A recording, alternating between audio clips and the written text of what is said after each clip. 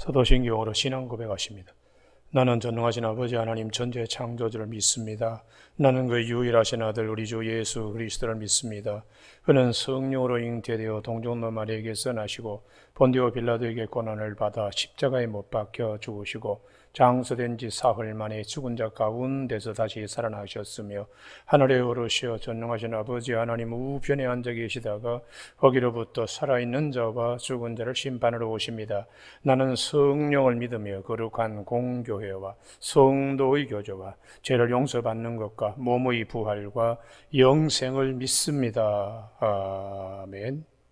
오늘 이 아침 하나님께서 우리 모두에게 주시는 생명과 진리의 말씀은 히브리서 10장 23절에서 25절까지의 말씀입니다. 한 절씩 교독하시겠습니다. 히브리서 10장 23절 또 약속하신 이는 미쁘시니 우리가 믿는 도리의 소망을 움직이지 말고 굳게 잡고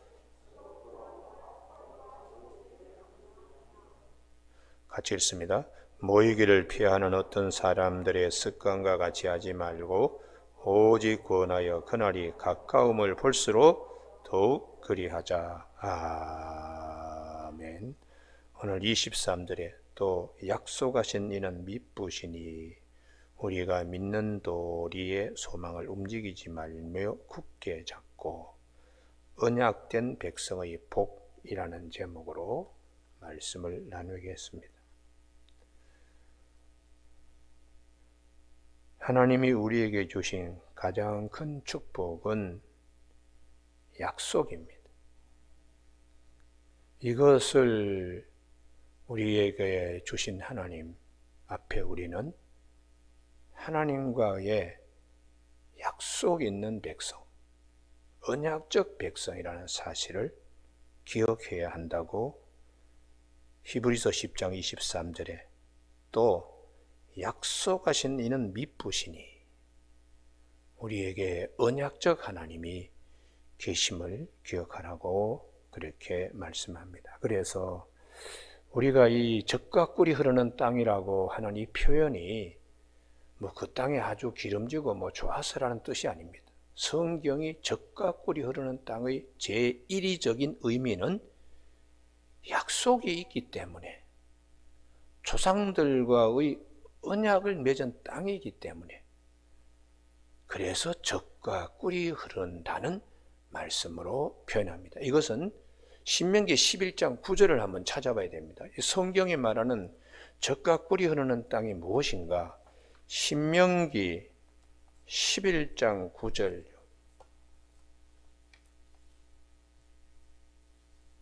이걸 이제 12명의 정탐꾼 가운데 10명은 이걸 못 깨친 겁니다. 그런데 갈렙과 여호수아는 젖과 꿀이 흐르는 땅이 뭐냐? 하나님의 약속 있는 땅이다.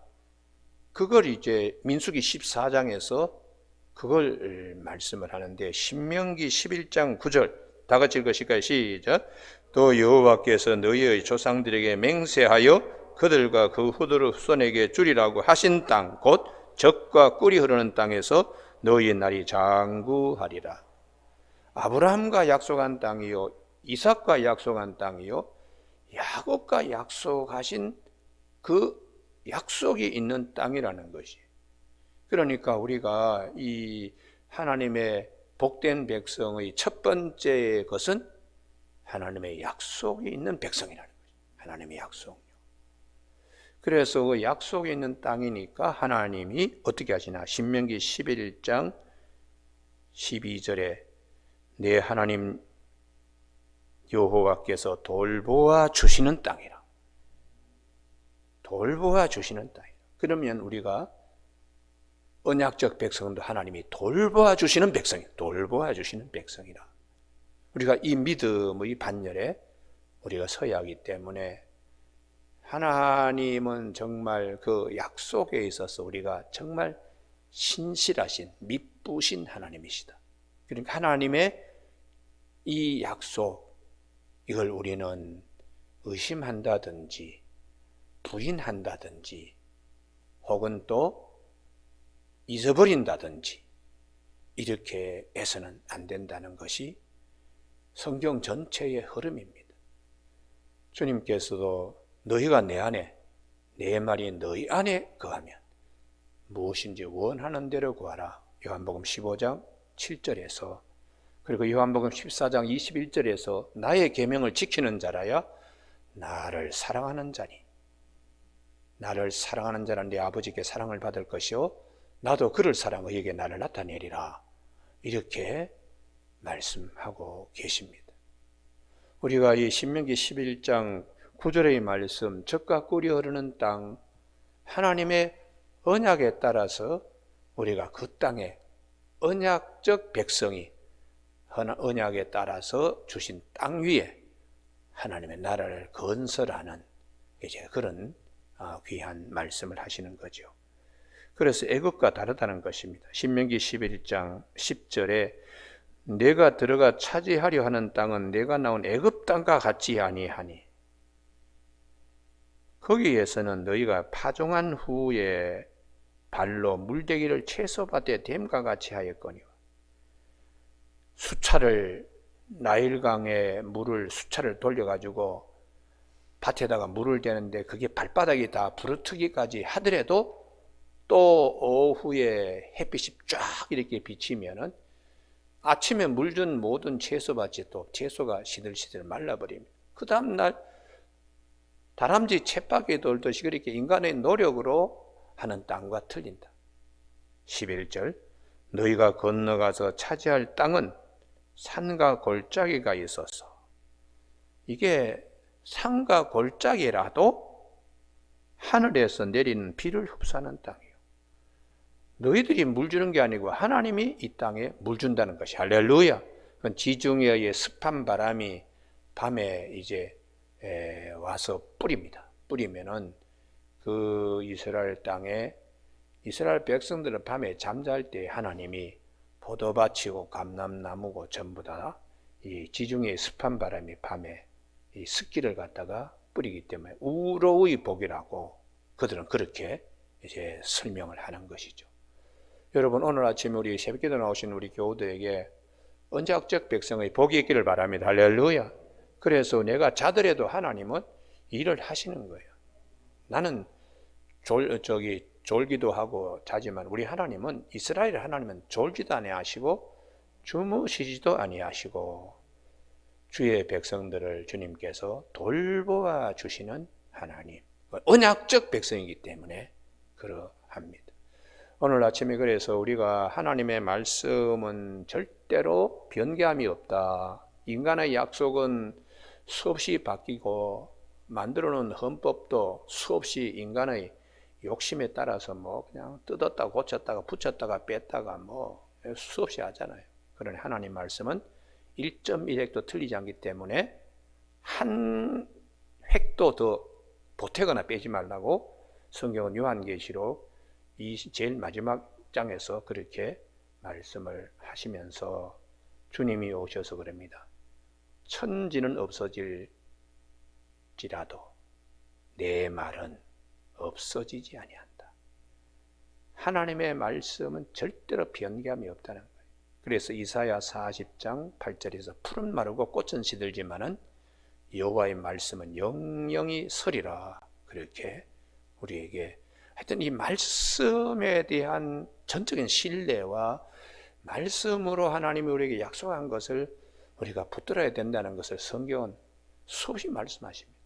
여러분, 오늘 아침에 우리가 정말 어제 아침에 살펴본 것처럼 19절에 히브리서 10장 19절에 형제들아 우리가 예수의 피를 힘입어 성소에 들어갈 담력을 얻었나니 그 길은 우리를 위하여 휘장 가운데로 열어놓으신 새로운 살 길이요 휘장은 그의 육체니라. 여기에 살 길이라는 것이 생명의 길, 영원한 나라의 영원한 백성으로 들어갈 길을 예수 그리스도께서 열어놓으셨는데, 우리가 그분의 은혜를 생각하면 그분이 우리에게 주신 이 언약적 사랑을 꼭 기억해야 돼요. 그래서 22절에 우리가 마음의 뿌림을 받아 악한 양심으로부터 벗어나고 몸은 맑고 물은 씻음을 받았으니, 그 다음 말씀입니다. 참 마음과 온전한 믿음으로 하나님께 나아가자. 할렐루야. 이 온전한 믿음의 기초가 말씀입니다. 말씀. 그래서 우리가 믿음이 흔들린다는 것은 본인이 말씀에 대하여 신앙이 그게 뿌리 내리고 있지 않기 때문에 이게 이제 믿음이 흔들리는 거예요. 그래서 내 말을 듣고 반석 위에 집을 세우는 자는 바람이 불과 창수가 나더라도 흔들리질 않는다. 말씀 위에 기초해야 됩니다. 그래서 야, 사람이 죽으면 어떻게 사냐? 그건 내 생각이에요. 그러나 말씀에 기초하면 죽은 자가 살아나는 일이 없으면 어떻게 하나님이 예수 그리스도를 다시 살리셨겠는가? 나는 부활이요 생명이니 나를 믿는 자는 죽어도 살겠고 무릇 살아서 나를 믿는 자는 영원히 죽지 아니하리라. 이것을 내가 믿느냐? 이 언약에 기초하고 있느냐? 그렇게 주님이 말씀하신 것입니다. 여러분, 오늘 아침에 우리 모두에게 천지는 없어지요. 나의 육신의 이 장막, 무화과 나무 잎으로 엮은 치마와 같은 육신의 장막이 무너지더라도 하나님께서 사람의 손으로 짓지 아니하고 하나님이 직접 우리에게 가죽옷을 입혀 주시듯이 부활하신 주님의 몸으로 우리에게 입혀 주실 것을 약속하셨으니까 반드시 그 약속에 기초해야 됩니다. 할렐루야. 그래야 우리 믿음이 흔들리질 않습니다. 그래서 민수기 14장에 12명의 정탐 가운데 10명은 약속에 기초하지 않기 때문에 흔들렸습니다. 그래서 눈이 보는 대로 판단한 편이다. 아이고 뭐 그 땅이면 젖가꾸리 흐르는 땅 무슨 젖가꾸리 흐르는 땅이야. 아이고 뭐 거인들이 살고 우리 들어가면 다 죽겠다. 하나님께서 조상들에게 주시리라고 약속한 약속을 이분들은 그냥 쏟아버린 겁니다. 왜냐 그러면 그분들의 신앙이 약속에 근거하지 않고 안목의 정욕, 육신의 정욕, 이생의 자랑에 근거한 것이기 때문에 흔들릴 수밖에 없는 거죠. 모래 위에 집을 짓는 것밖에 되지 않습니다. 그러나 갈렙과 여호수아가 하나님이 기뻐하시면 우리는 반드시 그 땅에 들어가게 되어 있다. 그러므로 그 땅은 젖과 꿀이 흐르는 땅이 맞다. 이렇게 민수기 14장에서 설득을 했습니다. 우리가 그래서 그 내용을 잘 살펴보면 이 두 사람은 갈렙과 여호수아는 우리가 누구냐? 언약적 백성이 아니냐? 그럼 하나님의 약속에 기초해서 우리가 들어가야 되는데 뭘 다른 걸 자꾸 가지고 갖다 판단하냐?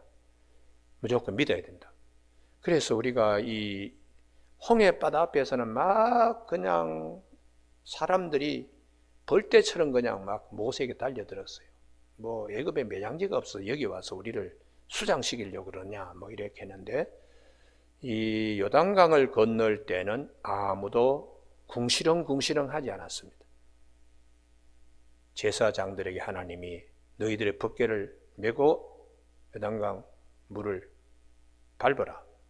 그때의 요단강 물이 묘맥을 추수할 때는 엄청난 비가 굉장히 많이 올 때인데 그때에 막 이 와디천이 막 이렇게 깎아지르듯이 모래 언덕을 깎을 때에도 하나님 말씀이 기초해 제사장이 발을 내딛자 말자 물이 딱 그쳤다는 것이에요. 그래서 이스라엘 백성들이 요단강을 갖다가 마른 땅으로 해서 건너갔다고. 그러니까 우리가 하나님의 언약이 얼마나 우리에게 힘을 발하는가. 오늘 아침 우리 모두에게 하나님의 사랑도 말씀을 통하여 우리에게 주시기 때문에 언약적 사랑이라고 그렇게 말씀하시는 것입니다. 오늘 아침 우리 이 23절에 또 약속하신 이는 미쁘시니 큰 글자로 보여지길 바랍니다. 할렐루야. 와, 우리가 약속 있는 백성이구나. 약속 있는 백성이구나. 그래서 주님께서도 그럽니다. 하나님이 보내신 자는 하나님의 말씀을 하나니 이는 성령을 한량없이 부어주심이라고 요한복음 3장 34절에서 말씀하세요.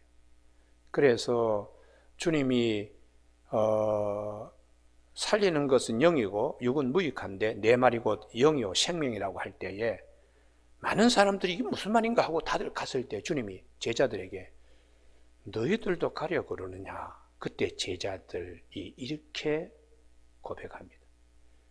요한복음 6장 68절에서 영생의 말씀이 주께 있사오니 우리가 네게로 가오리까. 할렐루야.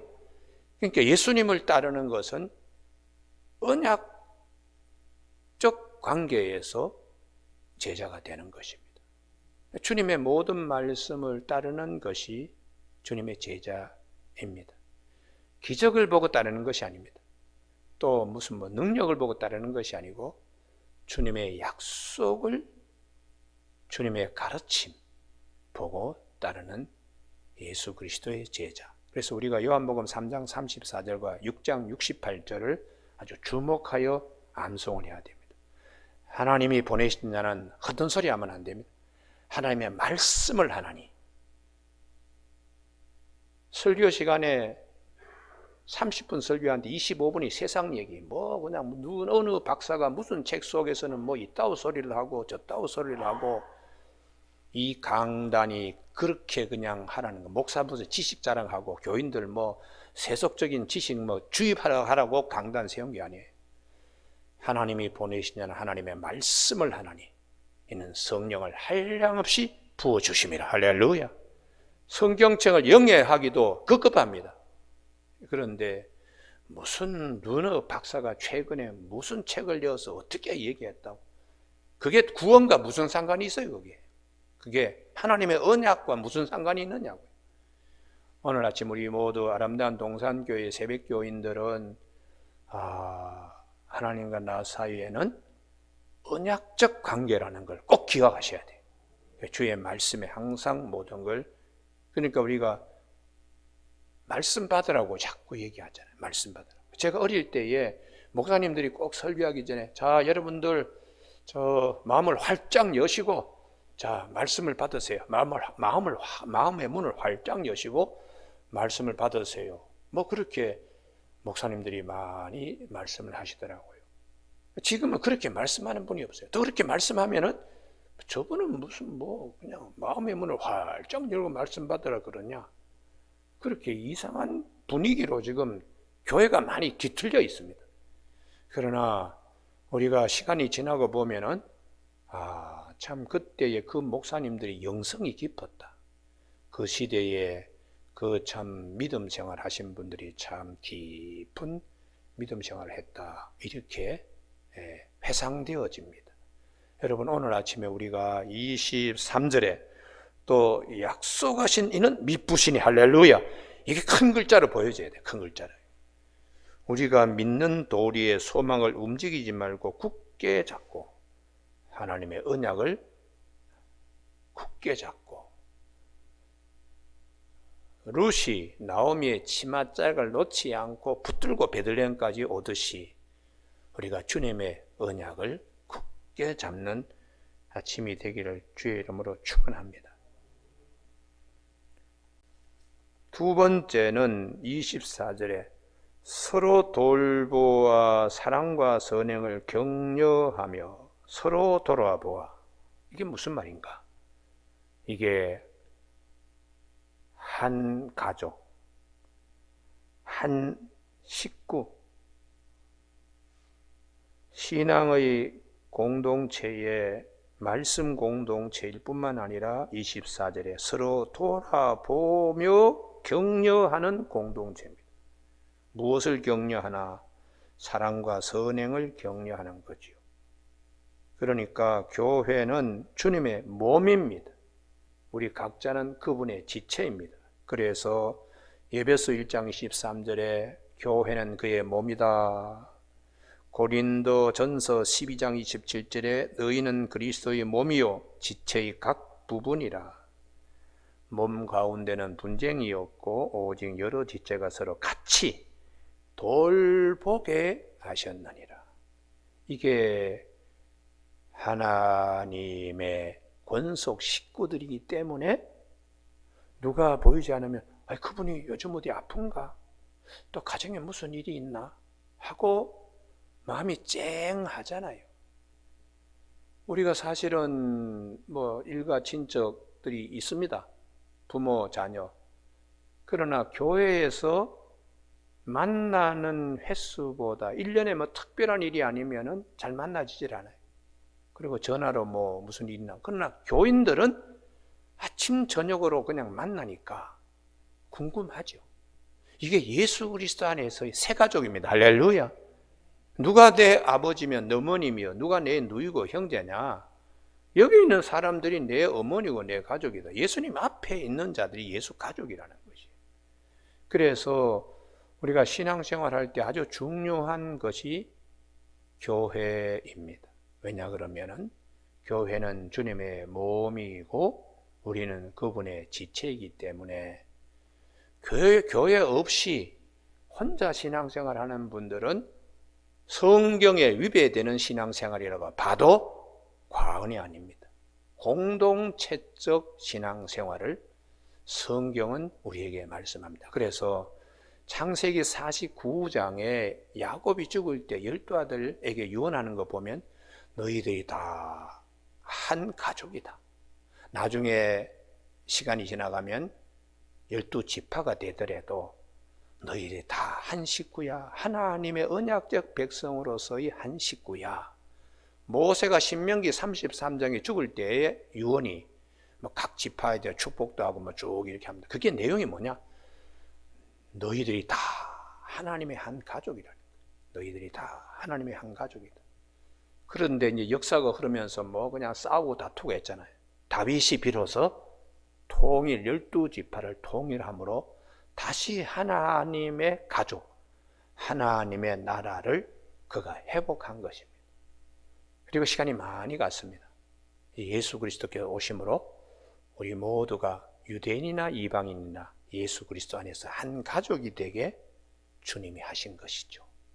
그래서 전에는 너희가 멀리 있더니 이제는 주 안에서, 전에는 너희가 어둠이더니 이제는 주 안에서 빛이라. 전에는 너희가 공유를 얻지 못하지 이제는 주님 앞에서 공유를 받은 자 되었다. 이렇게 사도 바울이나 사도 베드로가 교회에 우리 다 이제 한 가족입니다. 이게 굉장히 중요한 말씀이죠. 그래서 사도 바울은 에베소 1장 23절에 교회는 주님의 몸이고 고린도서 12장 27절에서는 우리는 그분의 지체다. 이렇게 이제 말씀을 하고 있기 때문에 오늘 아침에 이 코로나가 와서 그냥 교회의 의식이 부족한 문제가 생겼어요. 뭐 그냥 인터넷 보면 되는데, 뭐 유튜브 보면 되는데, 이게 공동체 의식에 상당히 반하는 안타까운 현실입니다. 그럴 때일수록 우리가 교회가 뭐냐? 내 신앙생활이 어디에 좌표를 잡고 있는가? 이걸 우리가 잘 기억해야 돼요. 그래서 과거에 무교회주의자들이 있었어요. 우쭈무라 간조 같은 일본의 이제 뭐 유명한 분인데 또 그걸 우리나라에서 함석현 선생이 또 가져와 가지고 뭐 무교회주의자들이 있는데 성경적으로 보면은 이단이라고 그렇게 규정한 일들도 있었습니다. 사실은 무교회가 신앙생활 하는데 이게 과연 바른 것인가? 교회는 주님의 몸인데 주님의 몸을 부인하니까 그게 이단이 아니고 뭐냐? 이렇게 이제 무교회주의자들을 지금도 우리는 정통 교단에서는 이단으로 보고 있습니다. 저도 마찬가지로 같은 시각으로 봅니다. 그래서 혼자 신앙생활을 한다 볼 때는 뭐 아주 그럴듯해요. 그러나 성경에는 교회는 주님의 몸이고 너희들은 그분의 지체이다. 그래서 서로 돌아보고, 그리고 주님께서 마태복음 18장에서 20절에서 두세 사람이 모인 그곳에 나도 그들 중에 있느니라. 할렐루야. 예. 유대교에서는 10명이 모여야 기본적으로 회당으로 성경도 읽고 뭐 이렇게 한다. 10명이 최소단이. 근데 주님은 두세 사람이 모여도 그것은 두 사람이 하나가 되고 세 사람이 하나가 되고 공동체 이 의식을 말씀하는 겁니다. 그 가운데에 주님이 함께 하신다. 그래서 오늘 아침에 우리가 서로 돌아보아 사랑과 선행을 격려하며, 이 말씀이 뭔가? 야, 주님의 몸된 교회의 지체가 된다는 것이 얼마나 큰 축복인가. 할렐루야. 이걸 이제 깨치게 하는 것입니다. 마지막 이제 25절에 다 같이 읽으실까요? 시작. 모이기를 피하는 어떤 사람들의 습관과 같이 하지 말고 오직 구원하여 그날이 가까움을 볼수록 더 그리하자. 모이기를 피한다는 것은 이건 예배를 소홀히 하는 것입니다. 모이기를 피한다. 그래서 하나님의 언약적 백성의 제일 첫 번째도 예배요, 둘째도 예배요, 셋째도 예배입니다. 그래서 신명기 12장에서는 12장 5절부터 6번 반복되는데요. 아무데나 가서 예배 드릴 것이 아니다. 신명기 12장 5절에 오직 너희 하나님, 이거 한번 찾아보실까요? 신명기 12장을 꼭 찾으시게. 신명기 11장과 12장, 11장은 젖과 꿀이 흐르는 땅에 대한 하나님의 말씀이고, 신명기 12장은 하나님의 언약적 백성은 어떻게 예배를 드리는가. 신명기 12장 5절입니다. 4절에 보면 너희 하나님 여호와께서 너희가 그처럼 행하지 말고 이방인들의 예배 아무데나 가서 나무에 절하고 아무데나 가서 목상에 절하고 그런 게 아니다. 5절 다 같이 읽으실까요? 시작. 오직 너희 하나님 여호와께서 자기 이름을 두시려고 너희 모든 지파 중에서 택하신 곳인 그 계실 곳으로 찾아 나가서 할렐루야 이렇게 하라는 거예요. 이걸 몇 번이나 강조하는가 하면은요, 11절에도 택하실 곳, 14절에도 택하실 그곳으로, 그리고 18절에도 택하실 곳으로, 21절에도 택하신 것, 26절에도 택하신 곳으로 6번이나 강조합니다. 신명기 12장에서.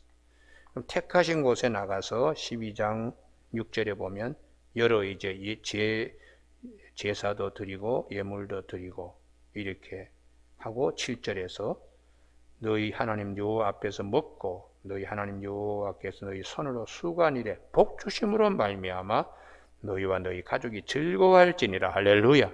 이게 예배의 내용이라는 거예요. 여기 예배의 내용입니다. 근데 이런 것들을 이제 하지 않는, 왜 그럴까요? 너무 핍박이 심하니까. 모여서 예배 드리면 사람들이 찾아와서 끌고 가고, 이것이 초대교회만 있는 것이 아니고 지금도 있습니다. 지금도 북한에서 예배 드렸다가 모이면은 몽땅 다 잡아서 하여튼 처형을 합니다. 그래서 참 안타까운 일은 북한의 순교자가 진짜 참 순교자다. 저는 예배드리다가 잡혀가가지고 그 잡힌 자 가운데에 이걸 수년간 이 사람들이 추적을 했는데 해주 지역인가 거기서 이제 모여서 예배드리는데 그걸 잡았어요. 가지고 목사님은 아니고 이분이 평신도 지도자로서 일제강점기부터 할아버지가 목사님이시고 그러면서 이제 목사 안수를 그 다음에는 못 받으니까 평신도로서 신앙을 지켜가면서 각 이제 여러 지역에다가 신앙들을 심었는데 그 사람들이 이제 모였다가 이게 이제 조직이 발각이 됐습니다. 그래서 이 지도자가 그냥 죽이기 너무하다 해서 어떻게 했나 하면은 이제 불도저 있죠. 땅을 이렇게 미는 불도저에 깔아가지고 그렇게 그냥 죽인 일이 보고되고 있습니다. 그래서 참 북한에 예배드리는 것은 목숨을 걸고 참 신앙을 전파한다는 게 목숨을 걸고 하는 것이다. 참 그런 면에서 앞으로 이제 남북이 통일되었을 때 기독교의 순교사가 남쪽에는 거의 나오지 않습니다. 북쪽에는 수많은 순교자들이 나오게 되어 있는 땅입니다. 여러분 오늘 아침 우리가 이 코로나 왔다고 뭐 예배 뭐 그냥 정성껏 드리지 않고 뭐 적당 뭐 이게 나중에 시간이 지나고 난 다음에 자기 당대는 그래도 자식들은 어떻게 복을 받을 수 있을까? 너와 너희 자손이 여호와께서 복 주심을 인하여 즐거워해야 된다. 자식들은 재앙이 내려가는 거죠. 그렇게 예배 드리는 걸 해방한 공산주의 소비에트 연방도 결국은 해체되고 엘친 이후에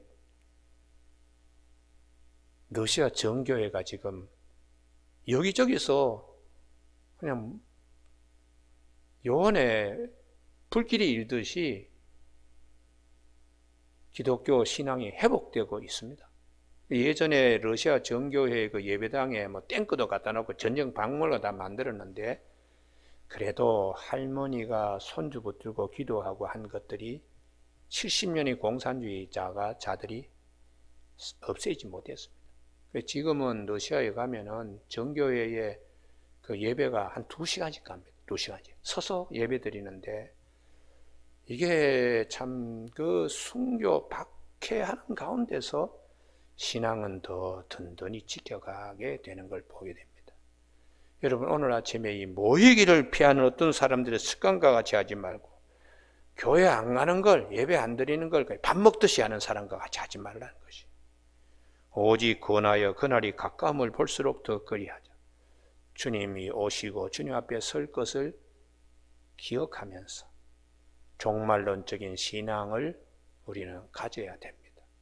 그러면서 예배로 등불 삼아서 신랑 되시는 예수님을 맞이하는 지혜로운 5 처녀와 같은 자들이 꼭 되어야 됨을 권면하고 있습니다. 오늘 아침에 23절 언약적 백성, 24절 교회 공동체 일원, 25절 예배 드리는 것의 축복. 그래서 10편 50편 5절에서 나의 성도들을 내 앞에 모으라.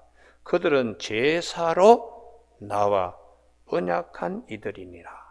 하나님과 우리 사이에는 제사로 약속된, 예배로 약속된 백성이라는 것입니다. 오늘 아침 우리 모두에게 이 축복의 말씀이 크게 임하는 아침 되기를 주님의 이름으로 축복합니다. 기도하시겠습니다.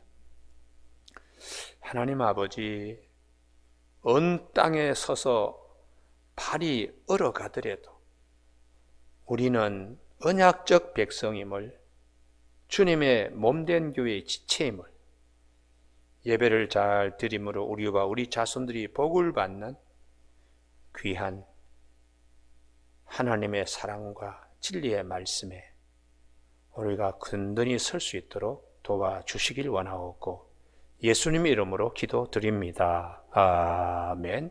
하늘에 계신 우리 아버지, 아버지의 이름을 거룩하게 하시며 아버지의 나라가 오게 하시며 아버지의 뜻이 하늘에서와 같이 땅에서도 이루어지게 하소서.